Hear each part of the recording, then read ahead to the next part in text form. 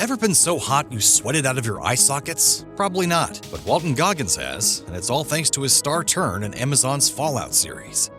Various types of ghouls exist in the Fallout video games. They're all irradiated humans that populate the post-nuclear wasteland, but some have become rabid, while others have retained their humanity, even as their bodies endure radiation-induced decay. These noseless beings can be encountered simply by roaming the wasteland, accosting players and attempting to devour their flesh for sustenance. But the non-rabid ghouls are also found in many of the game's makeshift cities, providing help and offering side quests for players. The Prime Video series features examples of both kinds of ghoul. In Goggins' character's case, not only did the show creators decide to keep the ghoul character hot, but they also ensured that he retained his memories and humanity, despite being 200 years old. The result is a character who is neither good nor evil. Well, now that is a very small drop in a very, very large bucket of drugs.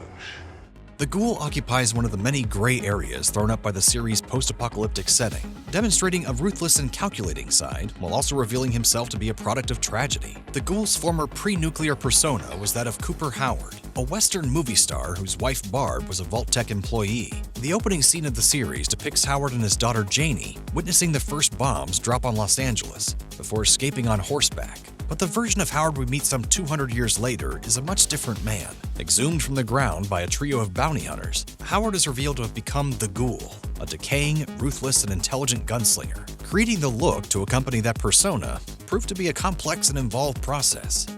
In a Vanity Fair piece published before the debut of Fallout, executive producer and director Jonathan Nolan explained how creating Walton Goggins' ghoul look was something of a balancing act. He said, "You have to be extremely careful with it when you're putting a full appliance on someone's face, because you hired that actor for a reason. Their face is their instrument. You want the tiny little expressions and changes that they make." That was a significant challenge for prosthetics designer Vincent Van Dyke, who was tasked with creating a visually striking look for the ghoul that still allowed Goggins to project his performance. Once Van Dyke had planned the look of the prosthetics, it was up to Jacob Garber, makeup artist and head of the prosthetic department, to apply the pieces and finalize the ghoul's on-screen appearance. That process was nothing short of grueling, if Goggins' recollection is anything to go by. Speaking at the Deadline Contenders television panel, the actor characterized the whole experience of becoming the ghoul as extremely anxiety-provoking, with the initial makeup test becoming 5-hour marathon sessions. The actor said he hadn't thought about just how long it would end up taking, adding, "I don't know what I would have done, what my reaction would have been to how long it was going to take." The initial tests weren't just about applying the prosthetics either. There were still conversations to be had about various elements of the ghoul's appearance, and even after the look was finalized, there was more trouble to come for Goggins. The initial makeup tests weren't the only challenging part of creating the ghoul's look. Once Jacob Garber had applied the prosthetics to Walton Goggins, there was still much more to be decided, as the actor explained at the Deadline panel.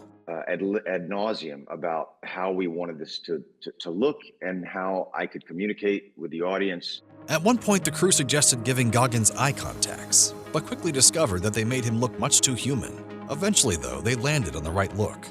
By the time we were ready to go, Geneva and Graham came over. We all looked at it one last time and said, "Okay, this is what we're going to go with." That wasn't the end of it, of course. Even after finalizing the look of the ghoul, Goggins actually had to perform, which turned out to be trickier than he'd assumed. The actor explained that when he arrived for the first day of shooting in New York, the temperature was 106 degrees. This posed an immediate problem. And I immediately sat down on a log and said, "Oh my God, I'm getting too old for this."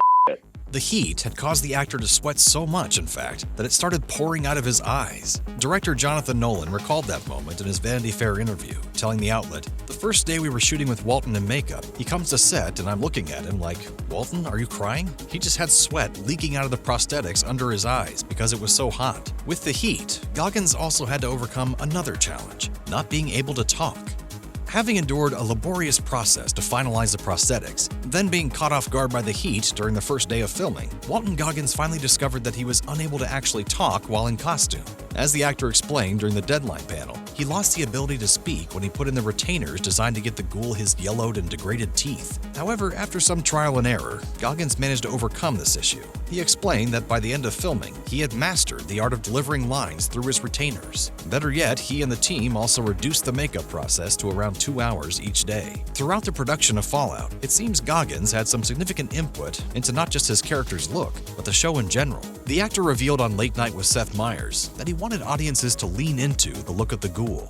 I said, could you do Chris Christopherson?